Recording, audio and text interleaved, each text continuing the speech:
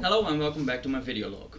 In the beginning of this year I made a few predictions about what would happen in 2012 according to my views.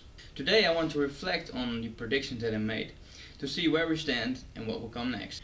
The first thing I predicted was a new recession, because I expected that the efforts of the European Central Bank to inflate a new bubble just wouldn't work. This prediction came true within the first month of this year, and we will not get out of it anytime soon.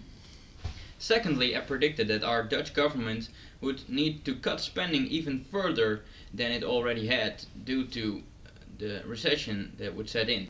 Most people, especially leftists, didn't agree with me back then, but now it's widely agreed upon.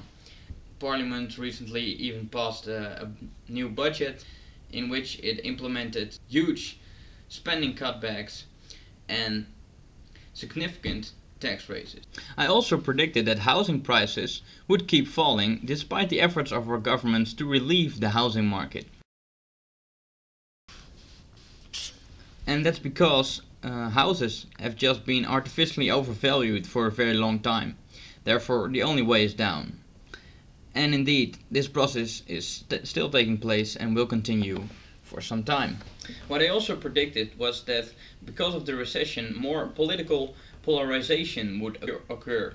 For example, I predicted that the moderate socialist party, PvdA, would be marginalized and that its leader, Joop Cohen, would leave, would quit.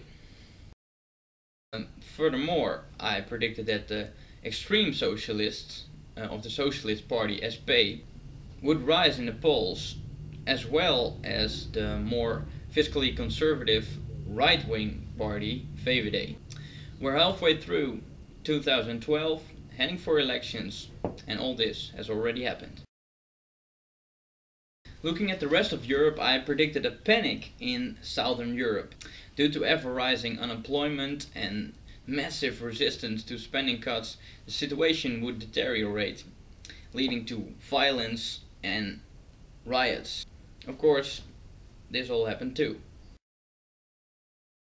Moreover, I predicted that bailouts of Greece wouldn't work, that the interest rates would keep rising to unaffordable levels, and that Greece, Spain, Italy and Portugal would eventually default.